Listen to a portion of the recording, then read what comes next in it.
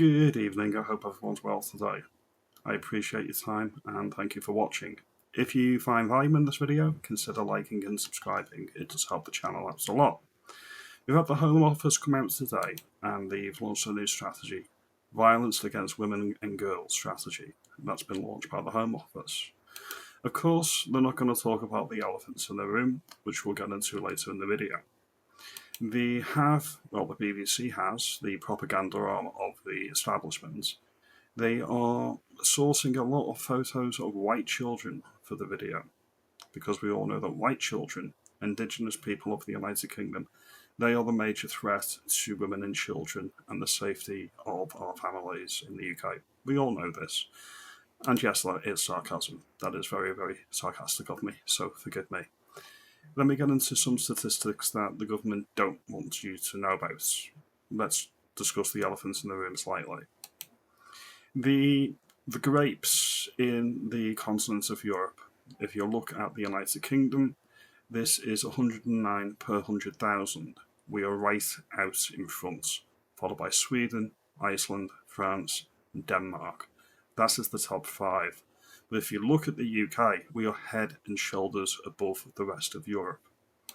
And if you look at the bottom countries in Europe, the ones that aren't experiencing such an epidemic, they are Bulgaria, Serbia, Poland, Slovakia, and Albania. Make of that what you will.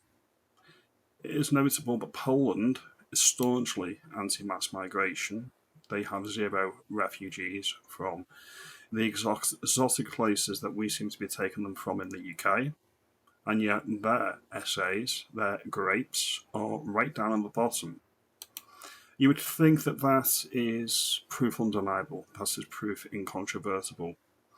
Not according to the safeguarding minister, Jess Phillips. And we're going to get into this clip that Katie Lamb asked her in the comments today, so we're going to play this clip now.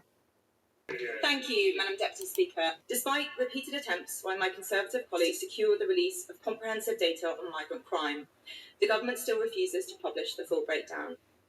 The indicative data that we have suggests shocking variations in crime rate by nationality and immigration status. According to data from the Ministry of Justice, foreign nationals make up 1/3 of all convictions for sexual assaults against women, despite making up between 11 and 12% of the population. Afghans and Eritreans, the nationalities which made up the largest number of small boat crossings this year, are more than 20 times more likely to be convicted for sexual offences than British nationals. But we must be able to have an informed and honest debate about whether mass migration is making this problem worse, particularly when a large number of recent migrants come here from countries where attitudes to women are very different from our own. The Minister spoke rightly of the importance of a data-driven approach. So will she work with her ministerial colleagues to release the full data on crime by nationality, including as it relates to violence against women and girls, so we can fully understand this problem in order to tackle it? Minister, I thank the Honourable Lady. If the only crime that I had to concern myself with halving was that was committed by people who arrive in our country, my job would be considerably easier, because the vast majority of the data that I am talking about is around people who were born in our country, abusing other people who were born in our country, from every culture, from every creed. There is absolutely, I have yet to come across any community where violence against women and girls does not happen. So we'll leave that one there. But that is a disgraceful response from Jess Phillips, and we'll get into that now. The response from Jess Phillips in that video is indicative of the predicament that the Labour Party is in. Labour is dependent on foreign nationals to win elections. They are dependent on not putting a microscope on certain demographics in the UK. What we do know is that the demographic shift in the United Kingdom in the past 30 years is making these types of crimes against women and children in the UK much worse. The answer that Jess Phillips gave was low resolution. You can say the majority of these types of crime are committed by people born in the United Kingdom. Of course you can say that, because that's perfectly truthful. What isn't being said, and they don't want to focus on, is that there is a per capita statistic you can look at.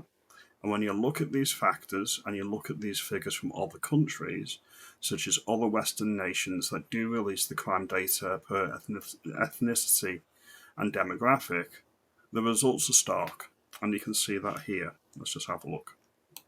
Here we go. Afghanistan, Algeria, Guinea, Pakistan, Gambia, Iraq, Lebanon, Somalia, Syria, and Tunisia. So if you extrapolate this from Germany, I would think that you would have a similar story in the United Kingdom. This is what we do not want to look at, that there is a disproportionality of this type of crime that is being inflicted on the people of the country by people that weren't born here. This isn't racism, this is clear data. Now, if you like this video and you think the only reason that Labour is cancelling elections and they don't want to drill into these demographic issues is because they're part of the globalist cabal, the globalist elites that have inflicted this on Western Europe and the West in general. It's like the incident that happened in Australia on the weekend. Would that have happened if we hadn't had mass migration all over the West? Definitely not. Now, as I say, your mileage may vary. I welcome you to disagree. Like and subscribe, comment below, and I'll see you in the next video. We need honesty, we need the data, and we need transparency. I appreciate your time. Have a good day.